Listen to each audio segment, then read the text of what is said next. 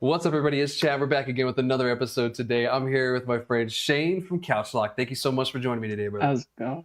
Thank you for having me, Chad. Of course, man. You know, it's been a long time coming. I've been trying to get you guys on the show for a while, but I think the planets finally aligned and we got you on, so I appreciate it, bro. Yeah, dude, I definitely, I knew I had to do it at some point. I saw you for, I think it was 710, yeah? Yeah, down at Yeah, and I was like, let's set it up. I was like, August, it's far away. I'll be fine. Bam, we're here today. Yeah? Next thing you know, it's August. Yeah, exactly. Awesome, man. Well, I appreciate you coming on the show with me and everything. And it's going to be a great episode. We got some great stuff to talk about. But before we do jump into this episode, I'm going to let you guys know what we're going to talk about. So, of course, we're going to talk about Shane and Couchlock and where they came from and all that good stuff in their background. But then we're going to jump into talk about the Albuquerque City Council, what happened with that earlier this week. If you guys haven't been paying attention to my socials or anything, we'll talk about that. And also pretty much, and Gina's going to love this one, the fuckery that's going on in Congress right now. Especially when it, revolving around the hemp stuff and all the bans and stuff. So we'll talk about that. But before we do, Shane, thank you so much again for joining me. And could you actually, do an intro or, introduce yourself to the people who may not, unfortunately, know who you are? Yeah. So my name is Shane Song, and I'm the owner-operator of Couchlock Concentrates. For those of you that don't know, we're a manufacturer here in New Mexico that specializes in solventless products. So we work with grows all across the state to take their fresh frozen material and make it into dabbable rosin, hash holes, vape pens, gummies that are all from rosin. Yeah, live rosin. Dope, brother. Well, I appreciate that. And both of us being the solventless hash makers that we are, I can appreciate the craft. Yeah, man. I always see you guys throwing down. It's funny. I'm always trying to guess where you're working based off like the floor and stuff. You know what I mean? Yeah. I know that kitchen. You know what I mean? It's like, wait, I know where that's at. Yeah. We finally got into our new facility and everything. And all that good stuff. So everything's good to go. We're rocking. Just got a few things. Congratulations, man. Have you guys had your first wash in it already? Not yet. There's a couple of things we had to fix building wise that we're still kind of working with. We run into issues sometimes. So. The magical day is coming, man. Yeah, that's exciting. That's really exciting. Croptober's coming as well too, and that's usually when bulk of our work comes in is during Croptober. So we're kind of like we're gonna fix it, and we're not in a rush to kind of get anything in there until it's ready. You know what I mean? Honestly, that's the way to do it, man. Yeah. Anything that's rushed in cannabis is never comes out the way you want it to. Yeah, because we could have done it all at the beginning and this and that, but we weren't sure if we're going to get licensed. You never know. So it's like, we might as well wait for the bulk of the crazy stuff, for the part after you get licensed and everything. So that's exciting, bro. I'm stoked. I'm gonna be stoked to try some of your guys' products. Me too, man. Of course, you can do a collab bait one day or something like that. Hey, you know what? You figure out how to get fresh frozen through that checkpoint, and I will make it happen. Even if we have to go up to you to help, do the project, it's no big deal. But yeah, we can figure it out. Some people do it themselves, and we'll just have them meet it up there with you. Yeah, exactly. I mean, there's a lot of collabs that we do. So we do our hash holes. We buy a lot of flour from different people. When it comes to other manufacturers, what would probably be the easiest is to do a collab on something like an egg. Yeah. And it's like, I just take the jam down there, you guys make it into eggs, and then you work with it. You know what I mean? Because well, once it's down there, then that's where the trouble comes. You know what I mean? Yeah. Trying to get it back. And luckily, we have the Sunland Park area, which kind of helps out a lot. With getting. Oh, it'll take everything. Yeah, they take all kinds of stuff. Yeah, so it's a trip, man. I had never been to that part of the state until we started this business, and it's a whole different world. I hung out in Chaparral for a little while, and I was like, this is crazy. Mad Max down there. yeah, dude. Like, it's a little scary how far like certain amenities are away from you. You know what I mean? Yeah. And they're not like a actual city. They're ran by the county, so like they don't have street lights. They don't have a lot of rules and regulations that other cities have, but they also don't have a lot of benefits that other cities have. So it's like Yeah. they want to stay rural, and like you see those people riding those side by sides or whatever all the time over there. I'm like, yeah, this is freaking Mad Max, bro. And like it's just super dirt everywhere, and it's just a weird area, of the state. Yeah. Oh, it's got me curious about living like that because it's got to be nice and quiet. You know what I mean? You see all the stars. Yeah. So. Yeah, It's El Paso's definitely really got- close too, so but they're still far from stuff. So yeah, and it might be pretty out there. I haven't spent like a night out there like that, but yeah, it might be. Me either. I'm just guessing. Yeah, right. I'm guessing too. And Yeah. they could get blinded out by El Paso for all we know. Right. See, and I'm not familiar with all of El Paso, so it's like I didn't when we did a pop-up at House of Flowers down there, and they were talking about how they get most of the eastern El Paso traffic because it takes so long to drive to Sunland from El Paso. And dude, I had no idea. I didn't realize how big El Paso was. You know what I mean? Huge. Yeah, it's actually I believe it's bigger than Albuquerque. And getting bigger.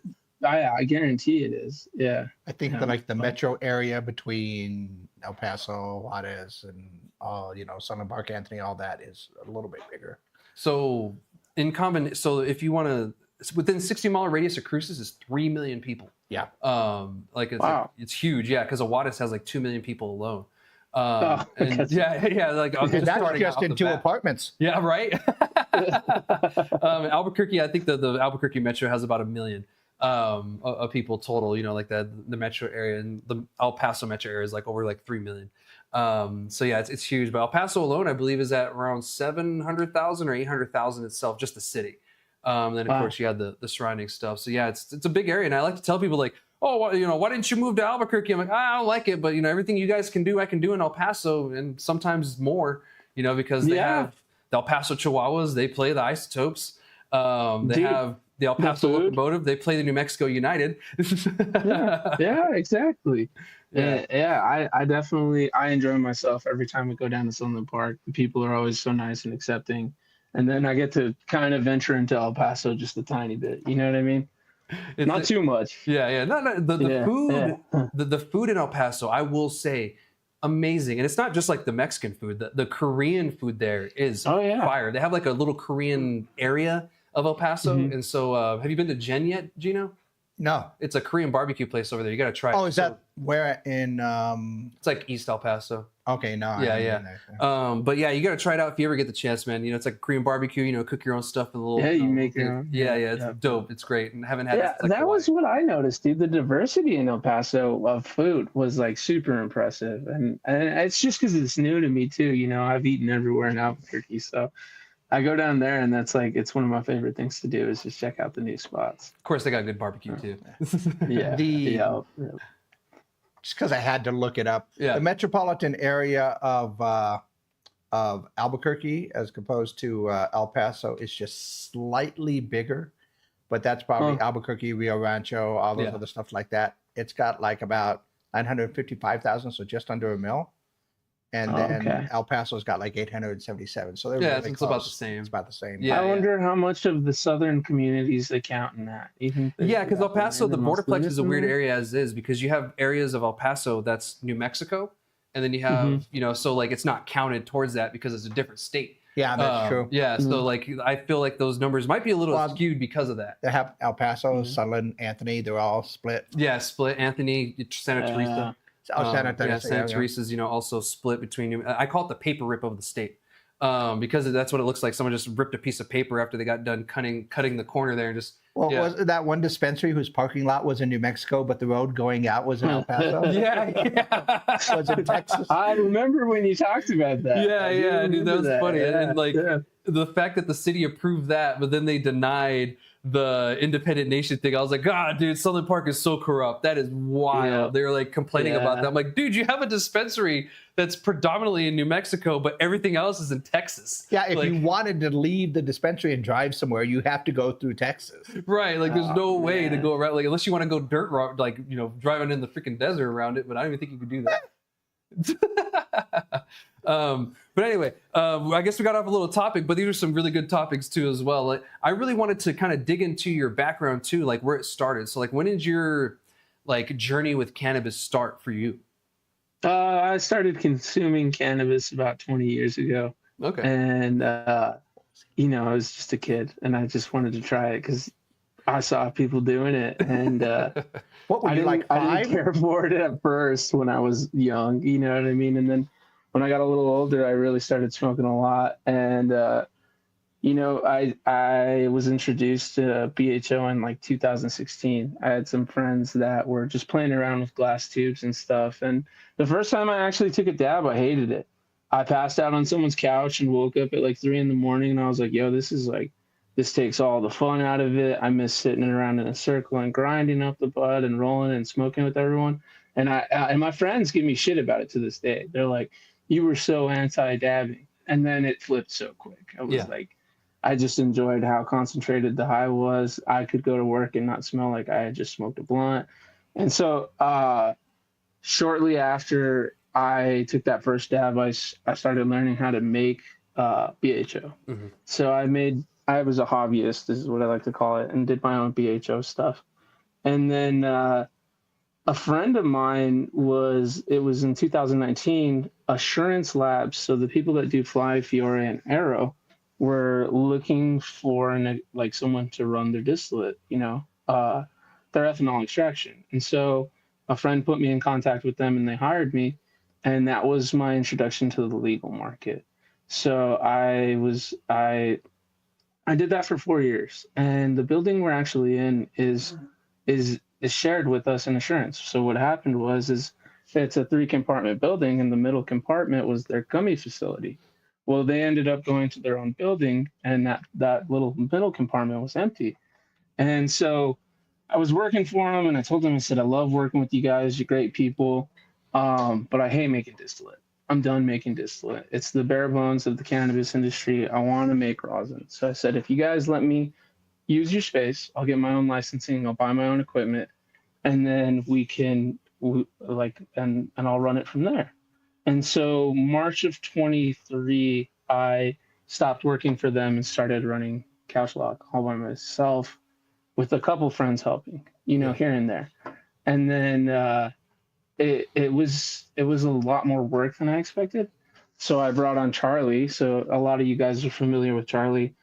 He's our graphic designer. We went to high school together. We both like to smoke bud. We would see each other at the gym and stuff. And it's like, I know you're stoned too. You know what I mean? And so I had seen him doing digital work with just rosin that he had. And so brought him on. And then my best friend ended up coming and working with us as well.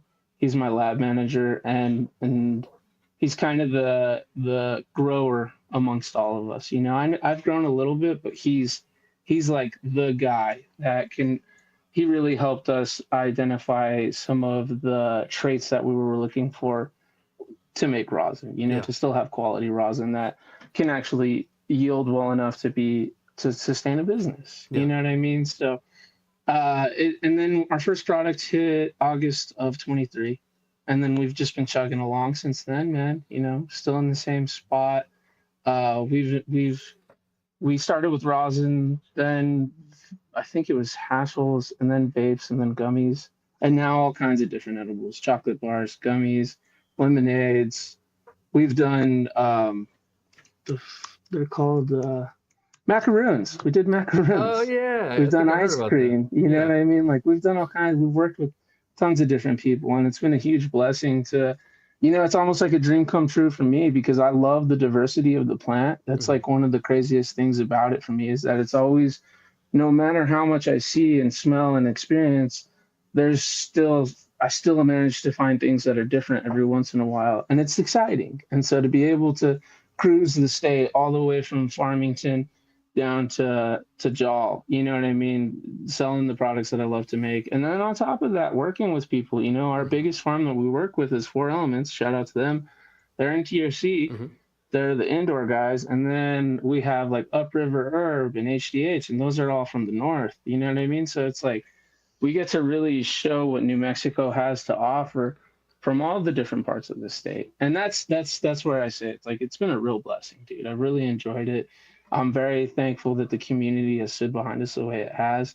There's been a lot of learning stuff. A lot of people think that we're from another state, or we're corporate, and it's not. It's me, and 5 other dudes. You know what I mean? And we're all homies. It's not like we joke about I'm HR, I'm like, where are all the hats? You know what I mean? But we're not like as big as some people would like to believe. I've seen it on the internet where they're like, I don't mess with Couchlock because they're an MSO. And I'm like, bro, like my mom's side is like, I don't know, 5-6 generations deep here. You know what I mean? So like, that's where it's like, I kind of make a point to tell people that I'm like, grew up in a rancho, family's from Espanola.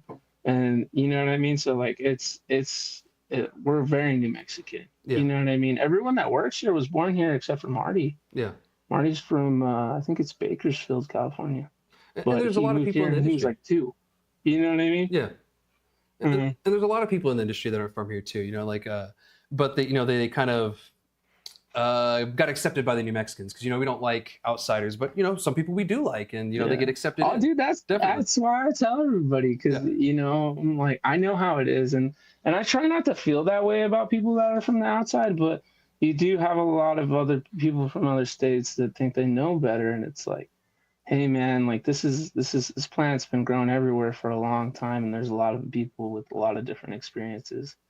I had a friend from Santa Fe that used to grow weed in Madrid and take it to Los Angeles in the 70s. And it's like, that's backwards compared to what we know, you know what I mean? But it was cool, you know what I mean? So, yeah. And we have, you know, our own unique, you know, history with it and everything. And, you know, we're essentially night and day different to the environment that grows in like California, Oregon, and Washington to start out with. You know, so when people try to come up with me like, oh, I grew in California, I'm like, okay, grow here. Good luck. Yeah. You know, like some may figure it out. Most do not figure it out because you have like little to no humidity. You know, dude, there's a small handful of people that I believe know how to cure their flower right in New Mexico. And even then you can do it right, but once it's in someone else's hands, they handle it wrong and it's toast in a very short amount of time, you know? But it's good for me because then it's like, oh, we can't cure it, or let's send it to Fresh Frozen. I'm your guy for that, you know? Yeah, exactly. You know, and I hold the same thing as you. You know, I love going around the state, checking out different farms, working with different people and everything, because we essentially do the same thing as you guys. You know, we go and meet with other people, we work with them. You know, because I remember meeting y'all when we were with Cruce's Craft. Back in 2023. That's when I remember. I think it was at Santa Fe one of the first times I talked to you guys. We were at the Green Fuego pop-up. Yep. The I Green met Fuego you pop-up. and the twins for like the first time. Yeah. I went up and talked to y'all. That was actually really cool. I was like, yeah, let's go talk to him, man. You know, like, you know, why not talk to people? We can get collabs and stuff. And, you know, and I loved your branding. You know, you guys did, not just did, you guys are doing such a great job with your branding. You know, even the 3D printed, you know, stuff that you guys were handing out, or the plushie, love the plushie. You know, the plushie was... I had to stop making those. We did it once, and then I was like, wait a second, I might not need not doing that again. You know, we even the couch, dude, he's not on our packaging anymore just because we don't want to get messed with, you know? Yeah, definitely. You know, and the way that they're going about it is a little ridiculous in my opinion, because they have adult cartoons and they have existed since the creation of cartoons. So that's why I'm the definition of what is I forget what Todd's exact word was for it, but he said it was an arbitrary word. It was like it was your own interpretation of opinion. You know what I mean? So that's what bothered me. You know, I saw they went after Jeffrey at High Lonesome, and it was like, is a watermelon wearing a hat, dude? I get you don't want Captain Crunch on this shit. I respect that, but a watermelon wearing a hat, and then I hope they pay attention to you because you lit them up. You went down the alcohol aisle and showed them all that stuff. That is, it looks like a little kid would want it. Yeah. You know what I mean? Yeah. Hard Sunny D. That's a children's drink. Yeah. In my opinion. Jarritos. You know what I mean? You know, like kids love Jarritos. I love Jarritos too, but kids love them too. Right. You know, and it's the same damn bottle. Yeah, dude. So I appreciate you bringing that up, you know, because both of us, you know, are kind of, I wouldn't say packaged based, but a lot of our art really goes towards the packaging and to the style of the brand. And when you get held back, it makes it harder. Don't get me wrong. Sometimes you come out with some better shit, but, you know, it stifles the creation a little bit. You know, you have to think about it and this and that. And, okay, how am I going to not offend the state or trigger something? And to be honest, it doesn't look like it's very hard. because they even got Well, mad and at a photo it depends of from s'mores. inspector to inspector. Yeah, You know what I mean? exactly. Yeah.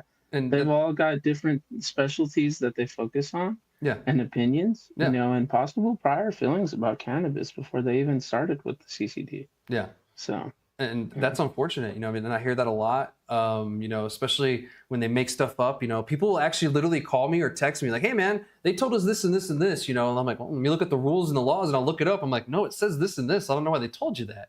Yeah. And then, come find out later that guy was wrong or whatever, and this and that. And, oh, it was just it was a opinion and it wasn't rule or law. And it's like, well, you Right. can't make opinion rule or law, or make me go with your opinion when it's not rule or law. So there's And then you got to give us time to actually talk about it yeah in an open public forum. and That's actually talk with everyone else too. And actually with the next conversation we're going to get on that too, because that's another problem in the government is they will claim they spoke with industry or people within the industry, but when you break it down, you actually ask them, it's like, oh, we talked to one person. Oh, we talked to maybe 2 or 3 people, or this special group of people with a lot of money. yeah, the last part's really important, man. Yeah, that last part, pay attention there. That's usually the way it goes is, they're not talking to everybody. So if you're not actively in their ear, sometimes, stupid stuff will happen. But, I'm glad that you guys are still around, man. You guys are doing your thing, even with like the BS going on, with the packaging stuff, because I think we're all feeling it and kind of like, what the hell? But, I appreciate you talking to me about it, man, because it's cool to talk to someone who understands the struggle of not being single source. You know what I mean? Because I know everybody loves single source and that's the way to go. But I'm a firm believer that with enough communication and collaboration, you can get the same quality of product, if not better. Oh, definitely. And after being on the market for 3 years, I definitely feel like we're getting there. We're making the partnerships with the people that we need to. And honestly, to be 100% real with you, I had to grow some balls when it came to dealing with some of these people. And like be honest and say, yo, like this ain't it. Mm-hmm. You know what I mean? This may yield, but like for what we're trying to do and what we want to be known for, we have to bring a different thing to the table. And that was just trying to battle egos for a little bit was kind of took me a while, to be honest with you. Yeah, we deal with that too. There's a lot of, every grower thinks they grow the best cannabis, whatever. And if you tell them it's not the best or there's an issue, they get offended sometimes. And so, yeah, there's a lot of ego that goes into that because, they don't want their grow to be shit. They spent so much money and this and that, that they don't want it to be bad. They put a lot of love into it, dude. Yeah. A lot of those people, it's their livelihood, and they have done it for a while. And they have what they would believe is pride. But I feel like when you just love something that much for that long, you actually just get a little bit blind to like the preference that you create in your own head. You know what I mean? And sometimes, I wouldn't say we go off of trends, but things that are a little more consumer friendly get overlooked in those situations too, because they stop looking at, okay, what does the customer want, or what's really out there. They just, this is what I like, this is what I want, and it keeps going with that direction without even asking for outside opinions. Like, hey, what do you think of this, or hey, what do you think of that? Because like you guys are held in high regard. Even when I walked in the studio today, one of the people that worked here knew exactly who you guys were just based off of the t-shirt. Like, oh yeah, I know who Couchlock is. I was like, that's great. So. That's awesome. Yeah, I want to keep it that way, man.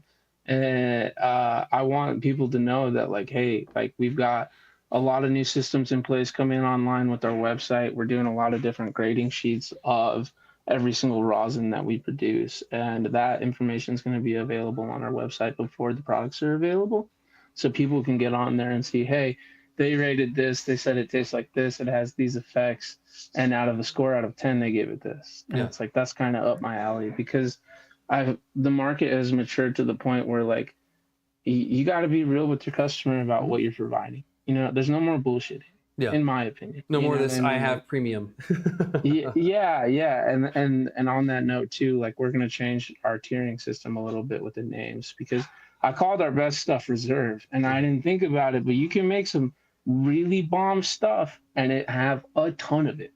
And then it's not really a reserve. You know what I mean? So that's where like I appreciate everyone that stuck with us and stood behind us and rocks with us, because the lessons we had to learn to make it better are they're taking effect. You know what I mean? So definitely, you know, and I think you guys have done it right. You know, you've created a community, you've created a great product, you've created customer trust. thank you. You know, you've Thank created you. a brand that people, you know, like I said today, you know, it's a brand that people trust and talk about. So much so that they think you're an MSO, which is, to be honest, if someone told me I'm an MSO, I'm like, that's kind of a fucking compliment, because you guys think I'm like rocking it.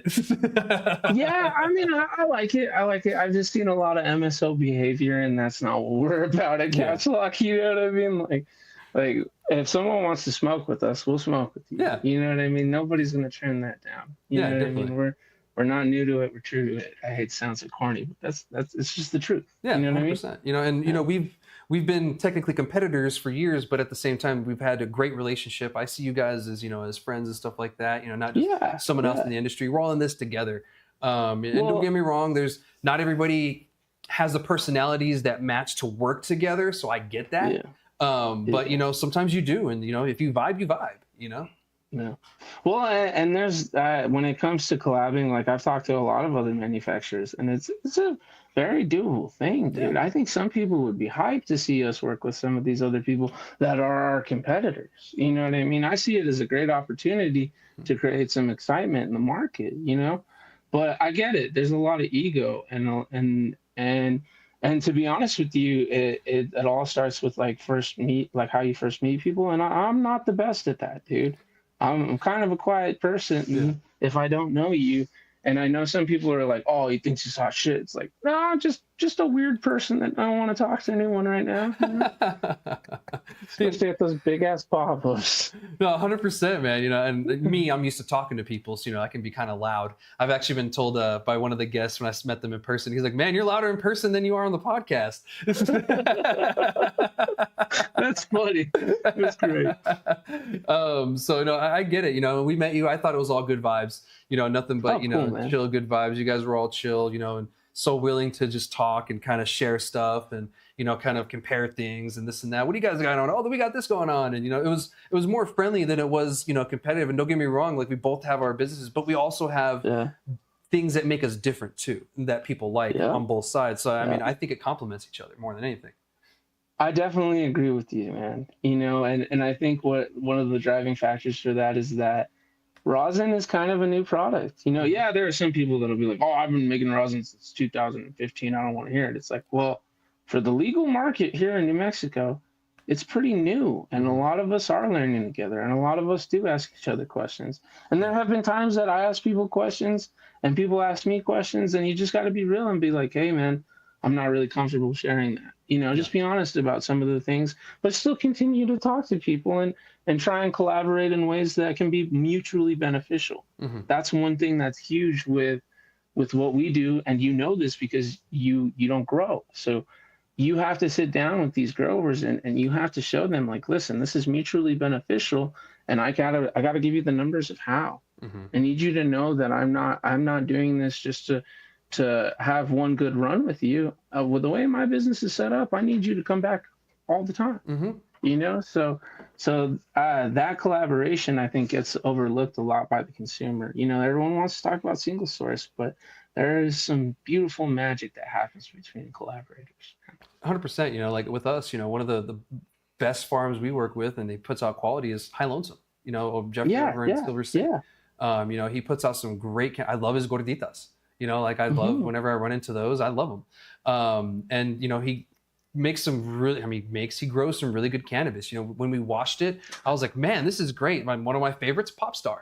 You know, it tasted phenomenal. One of my favorite ones, you know? And when I saw his grow on Instagram, it looks great, dude. Yeah.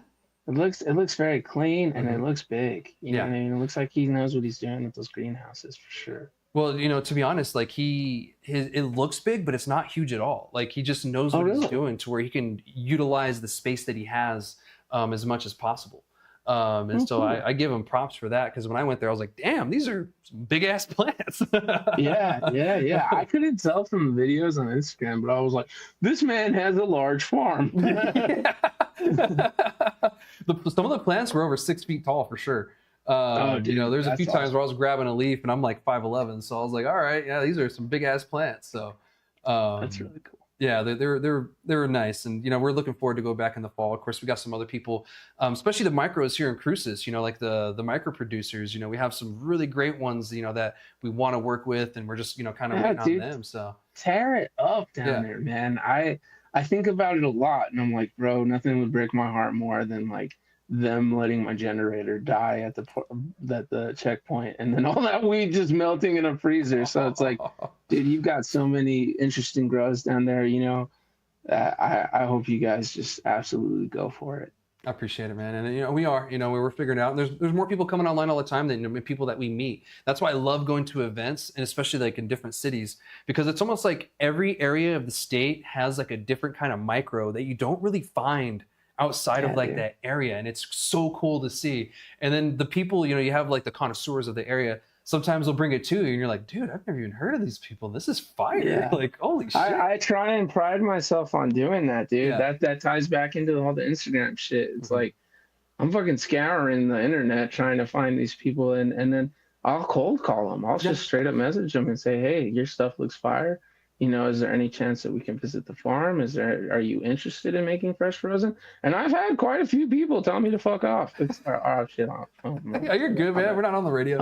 Okay, cool. It's the fucking internet. Come on. Yeah, it's all shit. Fuck shit. By the way, cannabis legalization. Just subscribed. Oh shit! And it said that it took them a while to find the chat, but we're glad they did. Appreciate it, guys. Yeah, it's the homies, the cannabis legalization. Miggy and the homie Tom. Yeah. They just got the dispensary. Tom's a lawyer. Miggy, he's an advocate over in Washington, a long time over there and everything. Wow. I'd say, is that in Illinois, right? Illinois, yeah, they're in Chicago, Illinois. Yeah. Chicago, so they're not in Chicago. So if you guys are in the area in Illinois, check out Pekin Dispensary over in Pekin, Illinois is where they're at. Yeah, that's what I thought they were in. Right across the street from a courthouse, come to find out. So find out how many of them judges stopping by to say hi to the lawyer. I know, right? Yeah, how many of the prosecutors come by? I'm sorry. I'm so sorry. My phone's about to die. Oh, no worries, man. We're just getting the tour of the facility. We're getting a real live action shot of what's going on. See all these guys in here. What's up, guys? How's it going, brother? Yeah, doing the show right now. You guys are going to be on the show tomorrow, so. Sorry about that. No worries, man. But yeah, I love this fact that you're able to talk to people about stuff, and I figured the hash conversation would be great for you to talk about and everything. And I do want to reiterate too that I was the same as you, and I want to say that earlier. I was a flower guy until I met Josh and Jeff. And, even then, I did BHO on the side here and there, as a patient, I did my own. But when it came to everything else, I was just like, man, flower, I don't really give a shit about everything else. And night and day difference, it changes it, and it's the craft. And once I started making it, I was like, oh, okay. It was another level of growing, because I've been growing since like 2012, 2011. It's another level because you can't just grow it. You have to like grow it to a different potential. Oh, dude, and I mean the amount of time to pheno hunt for, something that washes, the needs that it has, as far as what you can and cannot do, make a huge difference as well. So I feel you on that, man. I won't lie, it made me feel kind of special to be able to do it, because it's not like the hardest thing in the world, but it makes you feel good, dude. It's a cool thing to be able to do, Yeah. And now when people ask me about it and they're like, oh, you guys are in the lab, you guys are scientists, and I'm like, honestly, I feel like if anything, we're closer to bakers. Mm-hmm. We do a lot of like the same procedural stuff, you know what I mean? That's of the same level of difficulty of someone that's a really good baker. You know what I mean? So that's. Did we lose him? I think that might be. Oh no, it died. His phone died. We're gonna have an edit, Gino. I'm sorry. The fuckery. We'll wait for him to come back. Yeah, we'll give him as soon as he gets his phone back on. And did that. The stream is still live. Yeah, the people on the stream. Hey, how's it going? I guess I'll dance for you guys or something or strip. Don't do that. Don't do that. Twitch doesn't like that. They do if you're. Well, I don't know. I'm not a hot chick, so they probably won't. Yeah. One time I was done watching my friend's stream, and it was like when I first got this, I was trying to figure out the algorithm.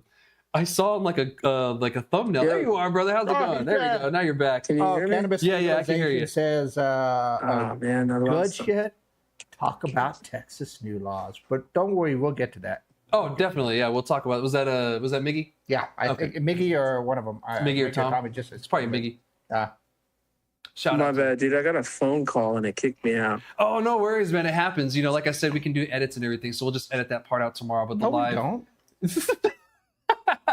I cannot hear a word you're saying, man. Oh no, he can't hear us. You can't hear us? No, he can't hear us.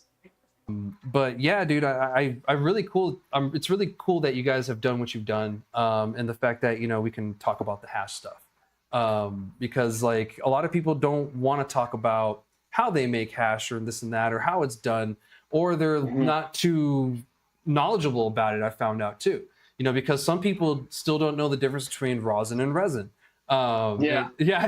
I saw something like that today. I saw a store post another brand, and they were like live resin. I was like, I'm 90% sure that's live resin, but you do you. Yeah, it's like that's your advertising, I not don't me. think you want to do that with resin. Well, for the audience out there listening who's curious, would you mind telling them what the difference between rosin and resin in Barney terms, I guess?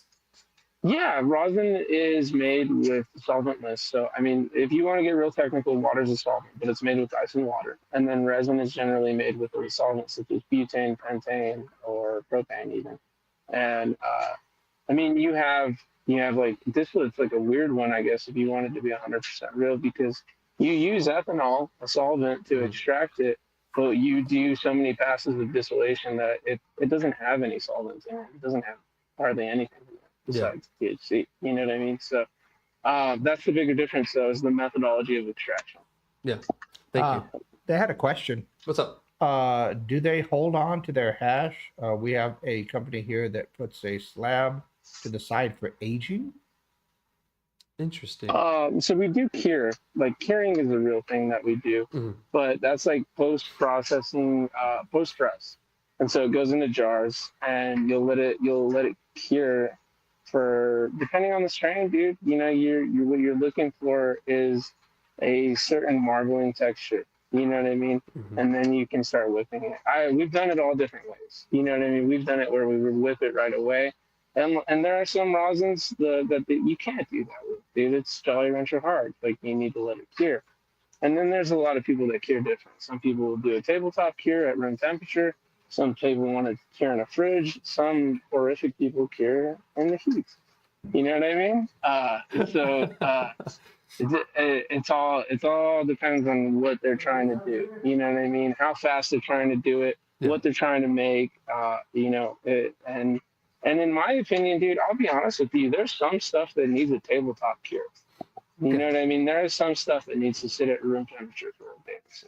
And I know that a lot of purist people are like, oh, there's no way. But it's like, dude, some of these outdoor strains, the rosin is so thick and Jolly Rancher like that if you leave it in the fridge to cure, you're not going to see it marble the way you want it to for a really, really long time. And then your producer's going to be like, yo, it's taking so long.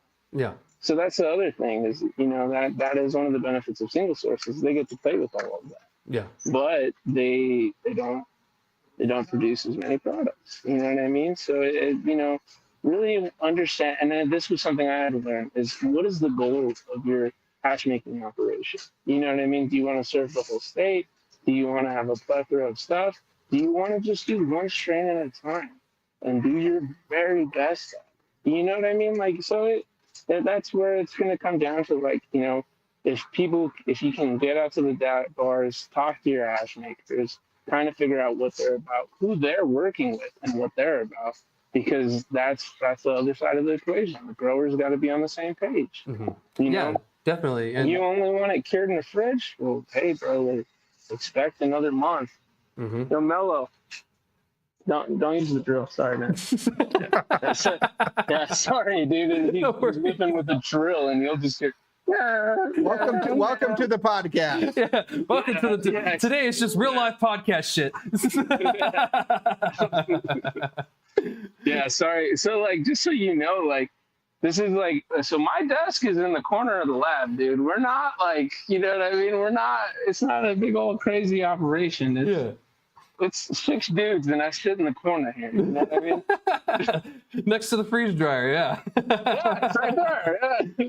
Yeah, exactly. So I get it 100%, man. And going back to the growers and everything, one thing that, I've also noticed is some of them are hesitant to tell you like how long they spray or if they sprayed. It's like, bro, we just need they to lie know. to you. They lie. I've been lied to, or you know what I mean? Yeah. And then it all comes out in the testing. And exactly. People, they don't want to admit it because of their ego again. Mm-hmm. You know what I mean? And it's like, some of them are like, oh, well, I just use lost plant therapy. And it's like, dude, that's a bunch of essential oils. Mm-hmm. Like, that's going to get rosin. Like, you can't spray anything. Yeah. You know what I mean? You're not supposed to spray anything. Yeah. That's another downfall, I guess. Yeah, definitely. Because you can see it in the wash too. Like there's been times where I've washed something from somebody and I'm like, this looks like a cappuccino froth, dude. Like, what did you do? And you're like, oh, what do you mean? I'm like, we're just wondering. Like, we got to know what's in it too. What's going on here? That's not supposed to happen. When we first started, we saw some material that I was like, what is in here? You know what I mean? Like, we had the ash, and then we had some like weird looking red powder along with it, and I couldn't figure out what it was, so we didn't release it. Yeah. Because it passed testing is what was scary. Because it passed testing. And then I really kind of paid attention to that. And yeah, they have the things that we need to pass for, but there's a lot of stuff that they don't test for. Mm-hmm. You know what I mean? There's a lot of other stuff out there too. It doesn't mean that it's not going to fail because of it. 100%. And they did try to change the rules to allow remediated cannabis on the market.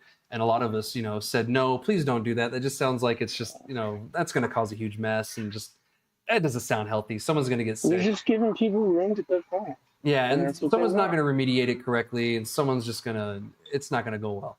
Because when how many CRC first came out, I was like, hey, this is cool. You know what I mean? Like, I had respect for what it was. But then, everyone figured out you could make a boatload of cash on crack.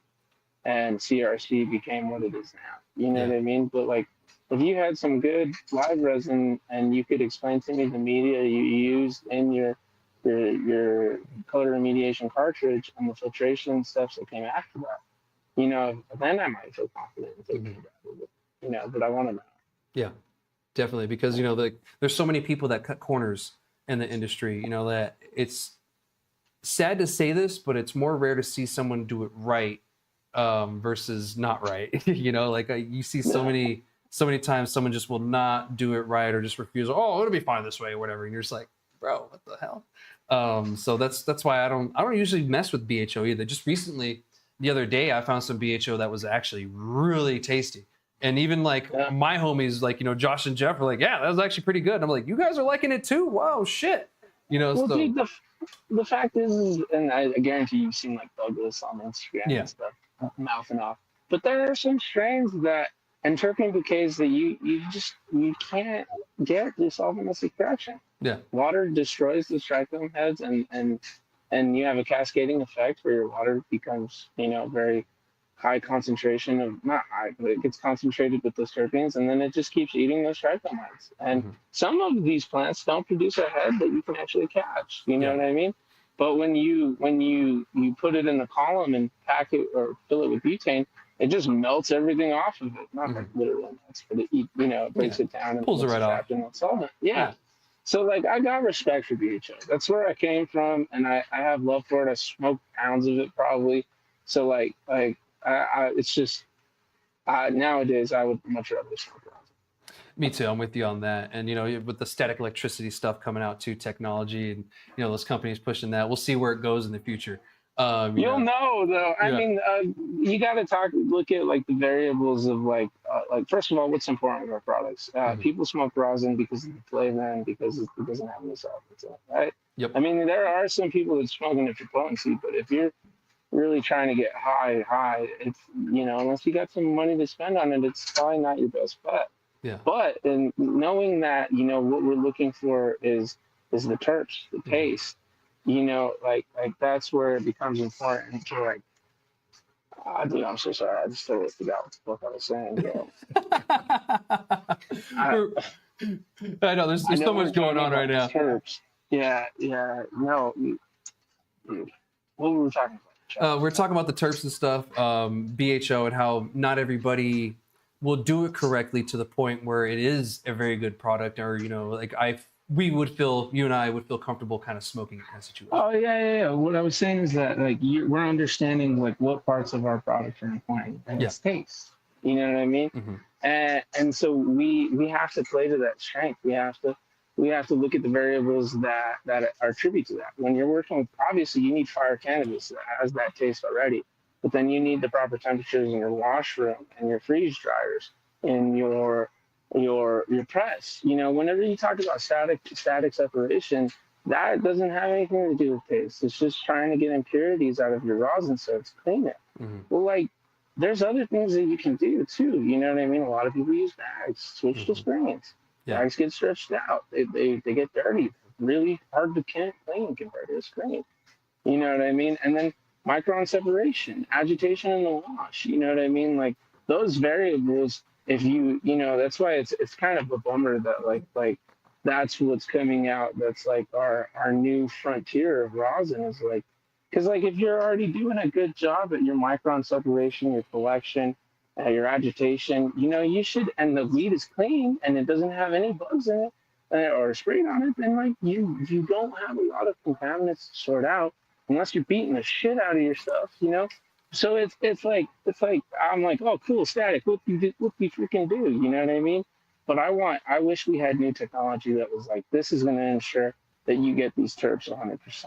And I thought that was a real thing with the hashy link that you put into the freeze dryer, but the cost to benefit ratio, you know what I mean, wasn't there as much as I hoped, especially for the pace that we work at, you know what I mean? Because you were using that little machine to understand when you had dried your hash perfectly, and you weren't circling off terps, but to be able to have that data, you got to be testing stuff often, and every other variable's got to be completely perfect. So that's where it's like, I'm really curious. The naked press is the only thing that I think is like possibly like a new frontier for us. You know what I mean? It's a bagless press. It's fucking $10,000 a press.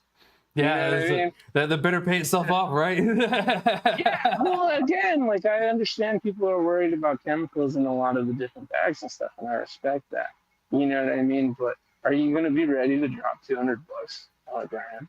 Yeah, exactly. You know what I mean? Are you willing to like pay for that? And when you ask why, are you going to be okay with the answer that like, look, we got 6 presses. You know what I mean? You want me to spend $60,000 on presses?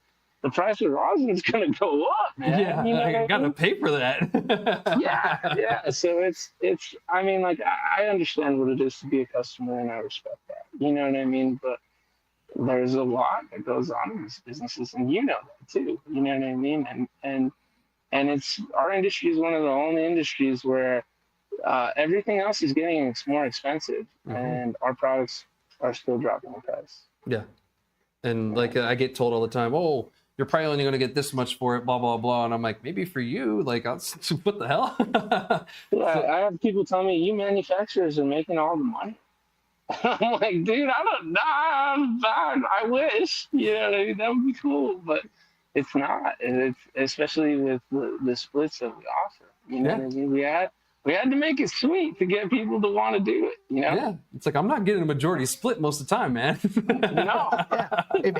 If he was making, I'm excited for 50-50 a lot of the time. Yeah, like if I hit 50, I'm like, sweet. Yeah. I mean, come on. If he was making any money, he'd have his own office. Right. Yeah. That's another thing. I'm like, people need to come to my house and see how I live. I got folding chairs in my dining room. Like, I'm not getting super rich off of this, especially with taxes.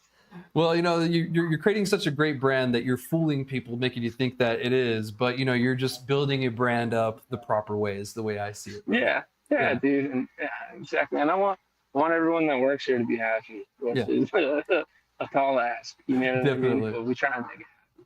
Well, before we move on to the next topic, brother, because we're going on a little further than I thought, but it was a great conversation, so I didn't want to stop it. Don't apologize at all. What are you guys' future plans? I mean, honestly, dude, I'm slowing down production. I'm gonna start slowing it down because I'm getting so picky with all these different growers. Yeah. And it came from really understanding what I want out of this business, and what kind of life I want to live. My mom is living with me now, and I'm taking care of her, and I need time to do that. You know what I mean? So, it's it all led to the choice of like, hey, I'm gonna slow down. I'm gonna focus on making better quality, and I'm gonna be able to live the life I want. And I mean, the other guys enjoy it too. Almost every Friday is a half day. You know what I mean? So everybody's happy. Hell yeah, man! That sounds like something great too. I think the consumer is slowly moving more towards quality here in New Mexico too. So I think that's a great shift for you guys and a great time to shift.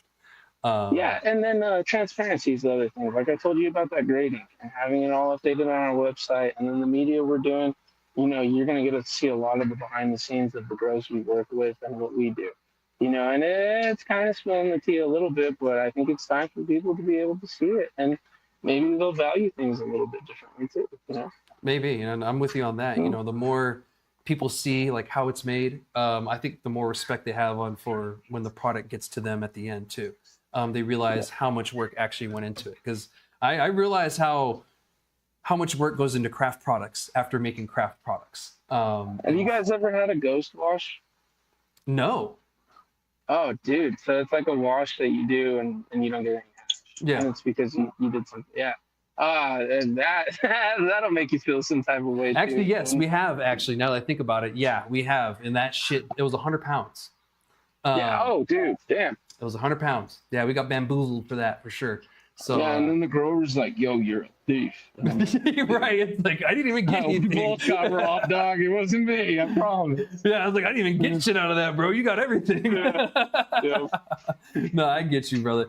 Well, appreciate it, man. We're gonna move on to the next topic here in a second. But before I do, where can people find you who unfortunately don't know who you are? Oh, dude, we're in dispensaries all across the state. We're one of our biggest partners is Dark Matter and Top Crop, Verdes. Selling Parks popping, dude. Everyone down there's got Mango, Astro Buds, Apogee.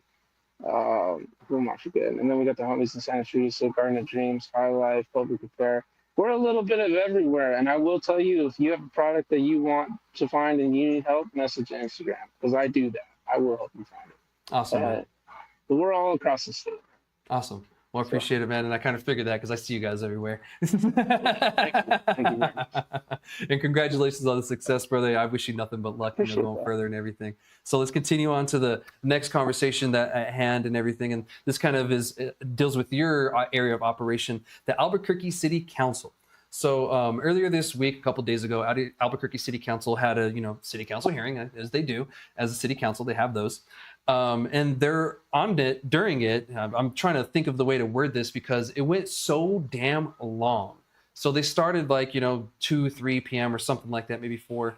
It went on to midnight, beyond midnight. Wow. Like the cannabis part started at like 10:30 at night. It didn't finish till right before midnight. So like I didn't get much sleep that night because I was watching this and staying up and everything. So they had this hearing and they were wanting to change a certain city ordinance when it came to cannabis dispensaries and smoke shops. They wanted to go, and I'm reading this directly from the wording of it. They wanted to go from 660 feet between cannabis dispensaries to 1,320 feet, like more than about double it. Yeah, so they just about doubled it to what it was, and there was really no reason for this. They cite like issues with crime. These are hot spots for crimes, this and that. But one thing that is always popping in my mind is why is it always alcohol gets left out of these conversations? And we'll get back to that in a second. There's a reason why I mentioned that.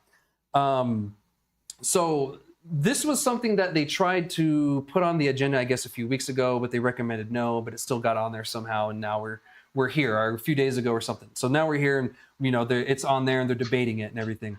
However, while I'm watching this, I'm realizing that a lot of the city councilors are not going for this. They don't like it. They're noticing how discriminatory it is. And the fact that they don't do this for any other industry. They don't tell any other industry anywhere in the ordinances that they cannot be next to each other. So what it is they said that not only can cannabis dispensaries have to be further from each other now, smoke shops and cannabis dispensaries can't even be near each other. So they have to be further from each other. And there was no real reason for this other than scare tactics, fear mongering, and probably a very strong lobbyist that was in their ear. And yeah, you're looking at me and I was like confused too. I was like, this doesn't, what? Well, I would have to, I mean, maybe it's not tinfoil hat, but I would think that it's lobbyists, you know what I mean? Because to group cannabis dispensaries with smoke shops I mean, I get there's some overlap in demographic, but not always, dude. A lot of them smoke shops make up, majority of their money selling vapes or bubbles or Galaxy Gas or, other things that are paraphernalia that are kind of associated with, drugs that may cause crime. So I think that's the first thing that needs to happen is separate cannabis away from the smoke shops. And hopefully that's what those city council members were kind of aware of, is that they're to lump them together just isn't right. Yeah, and a lot of the public comment too also reiterated that, a lot of city ordinances and variances, when it comes to stuff like this is rooted in racism. So that way they can keep one area predominantly something and another area predominantly something else. And that was an interesting take that I heard. I've never heard someone, make that argument, but it does make sense. A lot like the HOAs. HOAs are historically, known to be a racist thing to keep, the color folk out of the good neighborhoods, because of the rules and everything like that, and they can implement them and, kind of single people out. And that's kind of what I was getting from when they made that public comment. This also punishes people unfairly because, there's already not that much space that they give cannabis and, top tobacco people, that now you're making it even less of an area that they can work in. And I'm glad that a lot of the city councilors just did not see this. They did not like it. The one who was the biggest proponent for cannabis in general, her name was Tammy, and I'm probably going to fuck this up. So my apologies, city councilor. Her name was Tammy Fibelkorn. Yeah, Fibelkorn. I hope I said that right. It's an interesting name. Never seen it before. Spell it for me. No, I'm just kidding. But her last name at least features Korn, like the band. So that's kind of interesting. Nice. Yeah. I was like, that's kind of cool. But she was a huge proponent of the cannabis. She even gave a shout out to Carver Family Farm. Erica Brown, she made a public comment too against this as well. And she mentioned that she goes there all the time. She says, I like dispensaries. I like smoke shops. She's like, I don't like cigar lounges, but I'm not going to use my power to get rid of them. She said, this isn't fair for the cannabis, businesses. We don't do this with any other industry. Why are we doing this to these two industries? And she said it's because someone in the administration wants a boogeyman and they don't like the way cannabis looks. They don't like the way smoke shops look. So they want to make it the boogeyman. They want to make it the evil one. She said, but the real businesses that have issues here, and I see this all the time, and they lead in crime, theft, drunk driving, are the bars, are the alcohol establishments. Yeah. She said these ones do lead, and for what I see in her own research, et cetera, they are the ones leading in the issues in the city. Because, and to be honest, to be fair, growing up, going to Albuquerque, whenever I turned 21, whatever, I would go downtown, and every time I go, some stupid shit happens at the bars. Cops are always down there. Someone's always getting arrested. I've watched dudes get chased on the horses and shit by the cops. It's always a mess down there. Like, that's not what I see at consumption lounges ever. Like, you never see a shit show like that going on. Even when there's clusters of dispensaries near each other, you don't see the crazy madness that goes on in downtown Albuquerque as you do with drunk people in the bars. And she had a great point that these conversations are always missing the alcohol component. It's always either cannabis or tobacco are being the ones that are seen as the bad kids, the evil ones, the ones causing all our issues. But alcohol is just left alone. But in reality, the only reason why DWIs exist in the first place is because of alcohol. And the reason why a lot of these laws exist the way they do is because of alcohol and the issues that it's brought. And actually, a lot of the cannabis regulations that we see in our state and other states are based off of alcohol laws to start with. So in my opinion, we're already starting on the bad foot because I believe alcohol was regulated incorrectly. The whole monopoly part, they keep expanding access to it, not holding people accountable, et cetera, and them just getting every benefit of the doubt that you possibly can, think of. I think we mentioned this earlier about, when I went to this Walmart and I literally called them on their bullshit when they tried to say that, the wine boxes don't look like Fruit Loops, when I literally showed them a wine box that looked like goddamn Fruit Loops. Yeah. Oh, they're bad. They're real bad. Yeah. Yeah. So, so far, what is your kind of thoughts on this and everything? And I'll give everybody the end of vote and how this ended and everything. But, so far, what's your thought on that? Man, I think I definitely, so first of all, I don't drink. I'm not a pro alcohol person at all. I think the way that it kind of makes people act isn't the greatest. You know what I mean? And then, of course, our state's got an awful history of drinking and driving. But I think because alcohol has been socially acceptable for so long, we're fighting a huge uphill battle right there. You know what I mean? It's not going to go away, dude. I hate to say it, but we're in our community, not a lot of people are big drinkers, but amongst the rest of society, there is, you know what I mean? And so I think the best thing we can do is, call out the differences like you are, Mm-hmm. call out the double standards, you know what I mean? And ask for tighter laws against the drinking and driving and the different problems that come from that.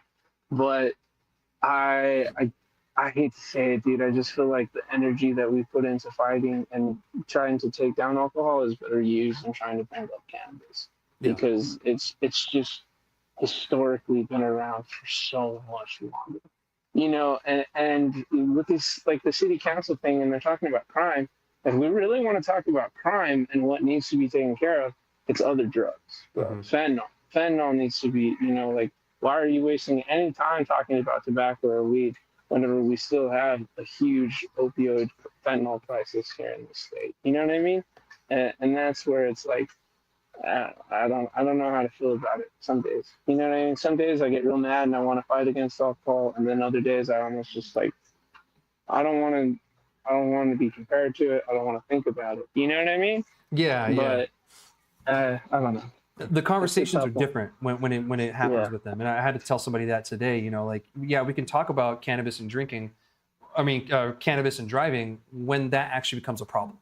When that actually becomes an issue, because these conversations between the two, they need to happen differently.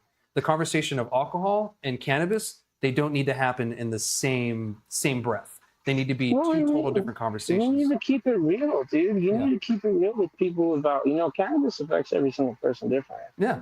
I don't know if alcohol does. Yeah. I really don't. I know a lot of people that, they smoke and they drive, and they're better drivers for it. They drive slow as shit. You know what I mean? Yeah. But I'm not saying it's right. It's just like that's a real thing. You know what I mean? If you want to talk about giving someone a DUI for consuming cannabis, like, how are you going to gauge that? Exactly. You know what I mean? How are you going to say, oh, well, you were super high? You know what I mean? It's like, your eyes are closed and they look glazed. It's like, I'm half Asian and I have allergies. You know what I mean? Like, what do you want? Yeah. 100%. And that's my point about it too. We could have that conversation, but it's going to be different than alcohol. The way that you're going to test for cannabis, inebriation is going to be totally different. You're not going to do a breathalyzer test. Like they're saying that they have the technology to figure that out. I'm like, okay, but there's so many different ways to consume cannabis that's only going to be like certain cases, like a case use kind of situation. And you test a bigger guy like me, I could stop smoking weed for like 6 months and probably still fail a drug test. Yeah. You know what I mean? With the way it's stored in my body and the fat I have, it's going to be different on those tests than it is someone who's skinnier, So it's there's a lot of, don't get me wrong. I definitely think that driving super blasted is wrong. Yeah, you know what I mean? But when it comes to enforcing those laws and changing people's lives based on different penalties that you assign, we have to have a really good system of perceiving how inebriated we are. Yeah, exactly. And there has to follow the science. And that's one thing that we're lacking is the proper science for this. What's up, Gina? Nothing. I'm just going to say something stupid the way I usually do. I mean, go ahead and say it. If you want to find out if someone is high while driving, the officer should ask the question, who wins in a fight? Goku, Superman, or Mighty Mouse? And then see how long it takes them to answer. That's an Am I interesting wrong? one. I've never heard that one before. That's an interesting one. Am I I wrong? don't know enough about Mighty Mouse, man. But you're going to go look it up now. You're going to go look it up and go like, dude, Yeah. Mighty Mouse would win. I love Mighty Mouse. I was a Mighty Mouse fan as a kid, to be honest. That's great. But yeah, we'll get back on the topic of the Albuquerque. Sorry, because this just need to episode's break been it a up, little man. long. Yeah, no See, worries. that's Yeah, it, yeah. So it looked like the city councilors weren't having it because this vote failed 3-6. As I was writing my post to update about it, they said the vote, and I was like, "Oh, 3-6, that's bad." Like that's not even close. And so 3 of the city councilors obviously went for it. I think one of the sponsors, was voting for it too as well. But they got across that this isn't the way that we need to be regulating cannabis or tobacco in the first place, is by making it more restrictive, but allowing something that is the issue to go untouched and unscathed. So I'm glad that this conversation is finally coming up and people are actually finally saying something that needs to happen. They're saying the quiet part out loud. And I appreciate Tammy. Sorry, City Council. I'm gonna call you Tammy until you tell me how to say your name and correct me. I butchered the shit out of that.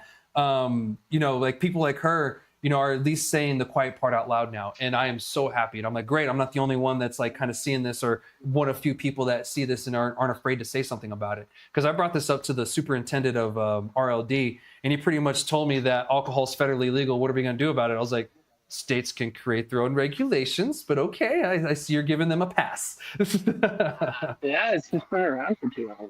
Yeah, and it's been accepted for too long. It's been seen as the norm. Like when you have a bad day, what do? You go to the bar and have a drink with your buddy. When you get a divorce, what do? You go get fucking plastered. When your friend dies, what do? You get drunk. When I came back from Iraq, what I do? Got wasted. We got completely drunk the day we came back from Iraq. Like we didn't give ourselves a chance. Like my buddy showed up where we did our little ceremony of getting back with beer. Like it was like a pint of Corona or something like that.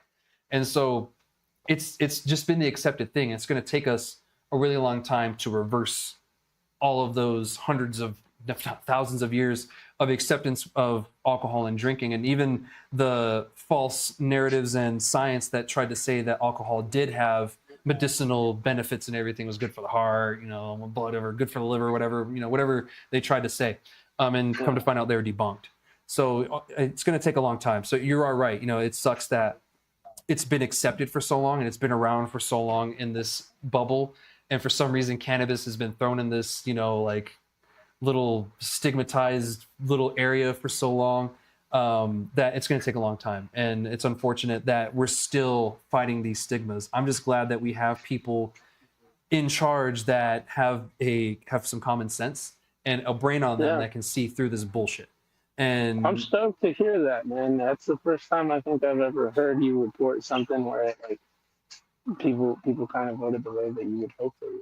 You know what I mean? Yeah, me too. I was really shocked that I thought it was going to be like a 4-5 vote, or something a little bit closer. But no, it was a 3-6 vote, and it was dead in the water. And they had recommended it not being heard anyway, because Tammy was one of the other ones a couple days ago who was like, no, this and this and this. And so when it came to the debate, she came highly prepared, because even the sponsor of this, change, they try to make the claim that they worked with the industry. She kept saying, we worked with industry. When she was questioned, they asked her, how many people, what are the names of the people you worked with? She named Jeffrey Apodaca and one business in Albuquerque. They didn't say who the business was, but it was literally 2 different people or organizations they spoke to, and that was it. And they said they worked with the industry. She said Jeffrey Apodaca and one other business, and they didn't say. Yeah, exactly. Yeah. I was like, what? And to me, I mean, nothing against Jeffrey Apodaca, whatever, but that's just one person. And the one business they spoke to is one business. So how are you going to say you worked with the industry when you only worked with certain people within the industry? You're supposed to work with all of the industry and get a consensus. Like they can hold town halls too. They can, do surveys and figure out what the businesses actually are saying and wanting. Because what it was is one of the city councilors thought that the industry, since she said the industry was behind it, she's like, well, it looks like the industry is trying to monopolize the market and blah, blah, blah, essentially close licenses. And I'm like, no, the industry isn't behind this. It's a certain business behind this that wants that so they can monopolize the industry. And they were using their influence and probably their money to do just that. And so it's unfortunate that it's going to be an uphill battle against these people. But I'm glad that she asked that question.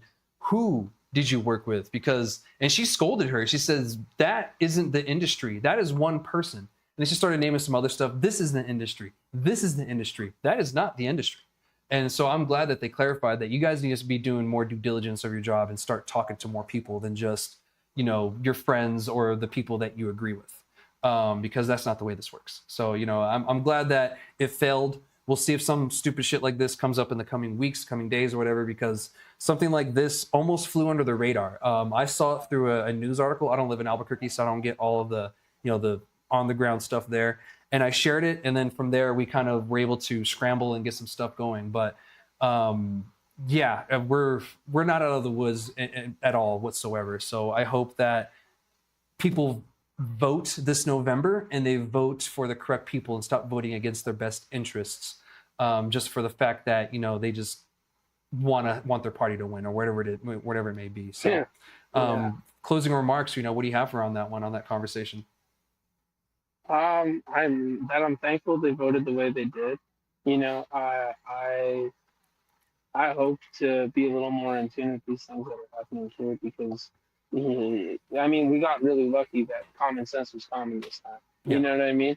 But in the other cases where it's not, we definitely got to come together and talk about it. You 100%. know what I mean? And that's where, dude, you're a very valuable resource, man. I stop and read almost every post whenever I see it. You know Well, what I appreciate I mean? it, man. I get a lot of good information. Well, I appreciate it, man. I try to make sure it's as accurate as I possibly can and correct it if it needs to be corrected. So only human. But yeah, I really appreciate that, man. That means a lot, and, you don't always get a thank you for your content, when you make it. So, when I do get it, I make sure to bask in a little bit, because it does feel good to finally get a thank you. Sometimes it concerns me like that. I just get concerned and then put my phone down and I'm like worried about something. I'm like, I didn't say thank you. I didn't like it. No, I didn't like it because I didn't like it. You know what I mean? Yeah, I know. And me, I'm like, oh, this is going to make everybody mad. But they're not going to be mad at me, so I'm happy with that. I'm not the one they're going to be mad at, so that's fine with me. Yeah, but that's pretty much all I had for that conversation and everything. It failed. I'm glad that some common sense exists in the Albuquerque City Council, and they saw through the bullshit. So we'll see what happens going further, in Albuquerque, even here in Las Cruces. Las Cruces took more of a liberal stance than Albuquerque did. Albuquerque actually took a more conservative stance than we did here. We have drive-throughs, 24-hour cells, and they can have dispensaries right next to each other if they want. Actually, there's a dispensary next to a school here in Cruces. So I mean, it's really, yeah, it's a charter school, but it's a school nonetheless, and it's downtown. But there was a big old controversy. No issues, because when you go into a dispensary, you're carded like 10 million times. So even if a kid tried to get in, they're gonna get caught. So they haven't reported any issues from that. A lot of this has just been a boogeyman kind of thing, and we're proving them wrong in a lot of instances. Like 24-hour shops are actually proving to be more safe for the businesses, because it's a lot harder to break into a place that's already open, that's already staffed, versus a place that's closed, shut down, no one's there, and you just have cameras. So we also found that those places would get residents that would come over and say, thank you for being here, because since you've opened, my neighborhood's safer. There's less shady stuff going on at this building, and you guys are open all the time, so someone's always there. If something does happen, they're called right away, and the police are here very shortly. So there's cameras everywhere. Exactly. They bring surveillance all up the wazoo. Exactly. So I'm hopeful for a future here in New Mexico and in the cannabis industry with stuff like this. I just hope people start to vote with their best interests and not with a color or a party in mind. Just vote for whoever works best for you and what you believe in. Not, the Broncos play Tuesday, so they better win kind of situation.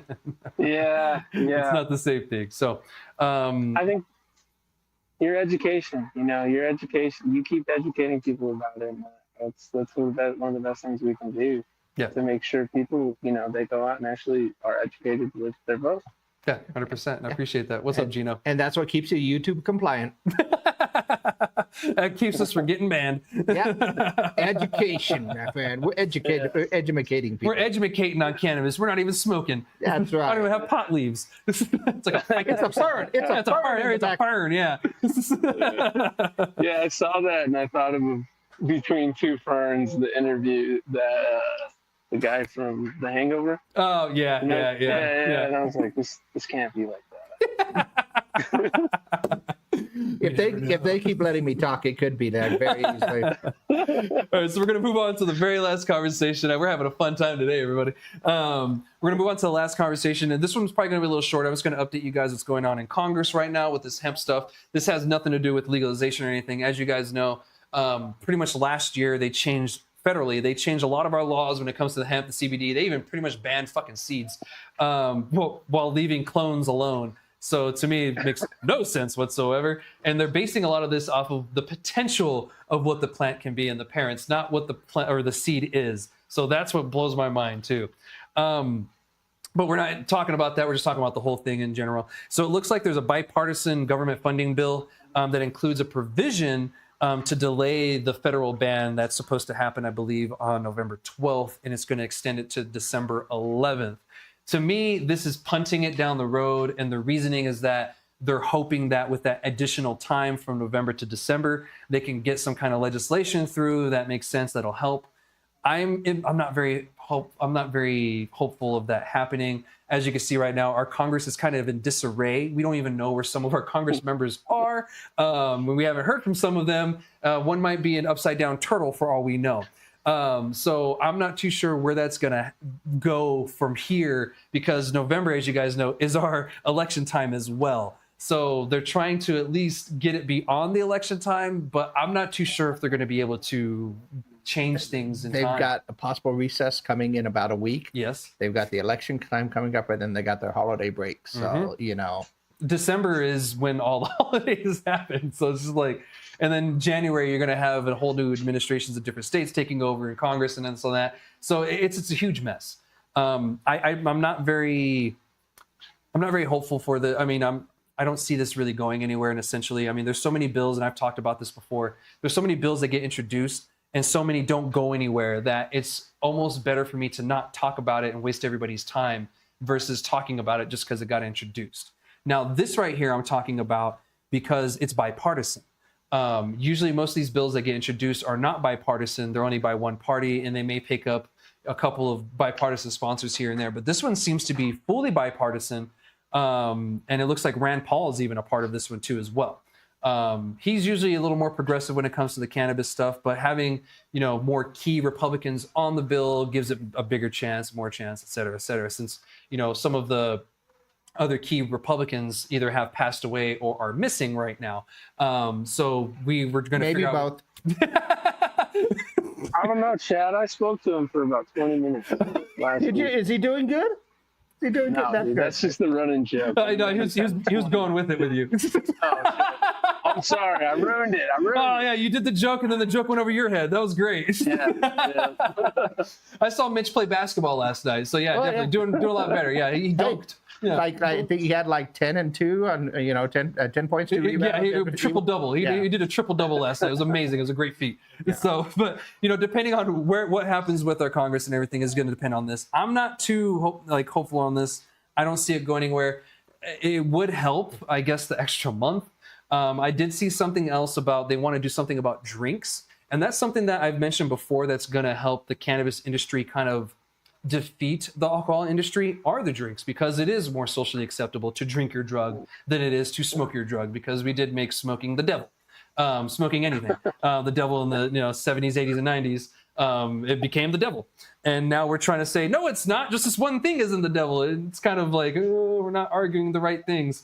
So I can see that being a thing, them trying to protect the drinks, especially in the states that have really embraced it. Like Illinois is one of those states that have kind of embraced the cannabis hemp drinks and stuff like that. They find them in bars, they're at sporting events, and some other Midwestern states are finding some popularity in that as well too. And I kind of feel even in the legal states like here in New Mexico, we're going to start seeing more people go to that are leaving alcohol that aren't cannabis users.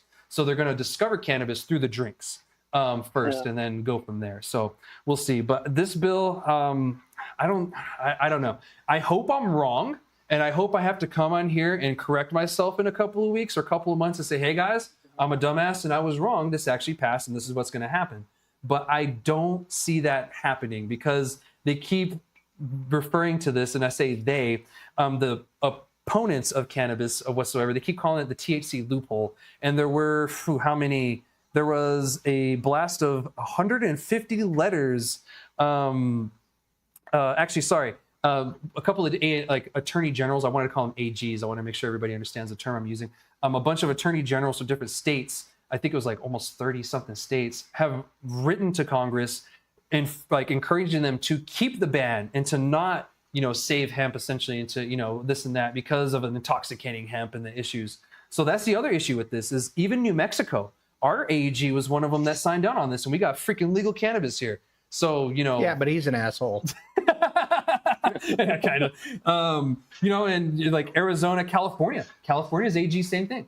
And they're considered they're the all liberals. assholes in California. Yeah, and like I'm looking at these, I'm like, there's legal states in here that their AGs are signing in on this. And we're way past the 20 minutes, so we're allowed to curse. This is the thing I don't understand. They're trying to solve for a problem that really doesn't exist. Yeah, exactly. And they're trying to just like the one before. Yeah, they're more creating a problem than they are trying to solve something. If you don't want the kids to get their hands on it, then do the same things where you don't allow kids to get their hands on alcohol. You don't allow kids to get their hands on drugs that you get prescribed to. They have the opiate. They have other problems that they could be working on the same thing. If you have age requirements, online age verification. I mean, if they can do it for Pornhub, they can do it for cannabis shops. 100%. Yeah, they even have where you have to put your face camera on your phone and verify it's you and turn your head all kinds of stuff. Oh, you've been to Texas. We're pretty close. So we're pretty close, yeah. What you're saying, since it's like such common sense that like, hey, you could do all these different things that you do with alcohol or you do with prescription drugs, does it make you feel like, hey, this is probably more motivated by some kind of lobbyist that's got profits behind it? Oh, 100%. Yeah.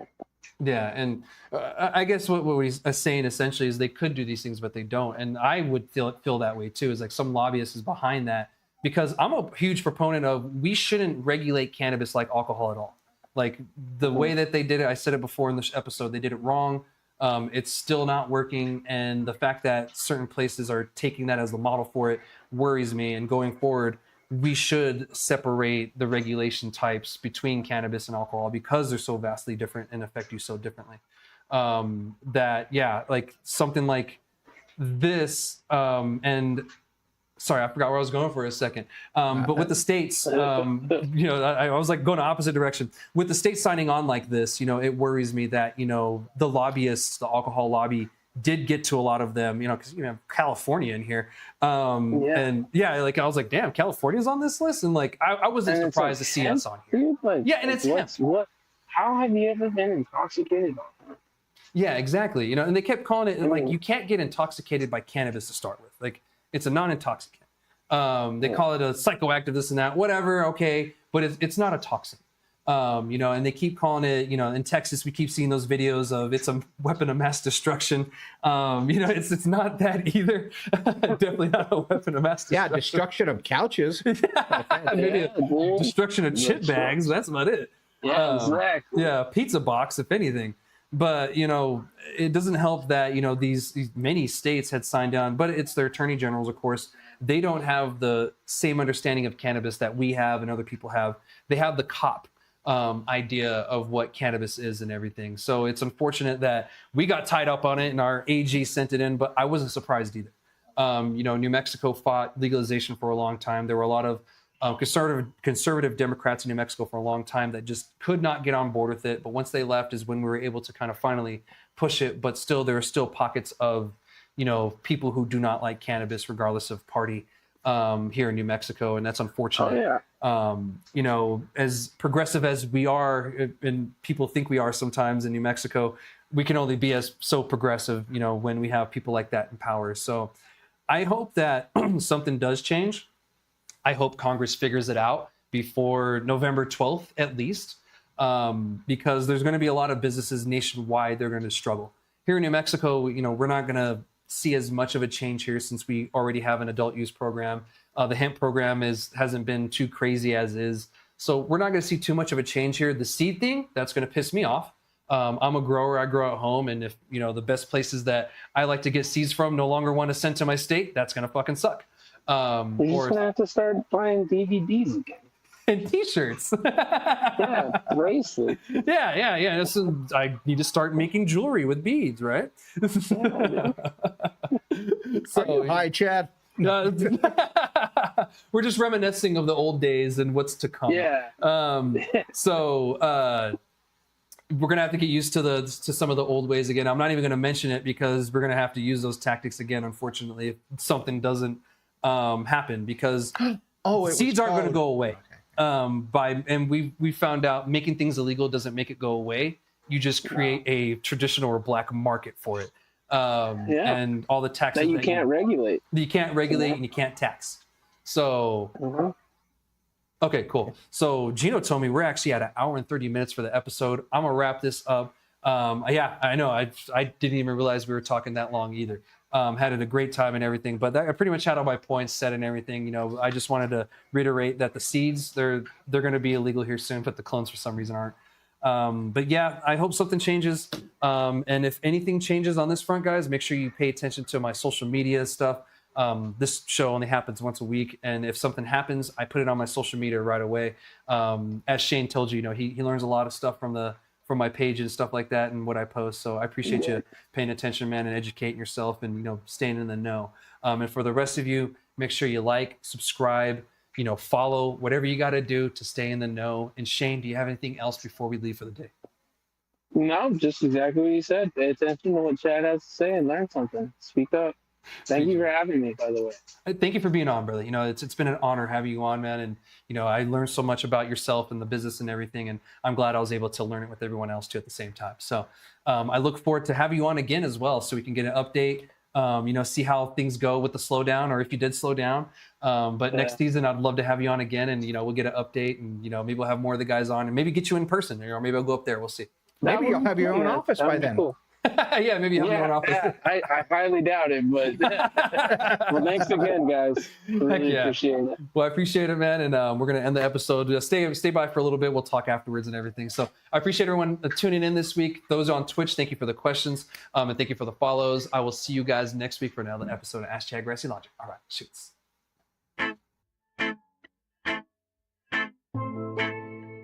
Grassy.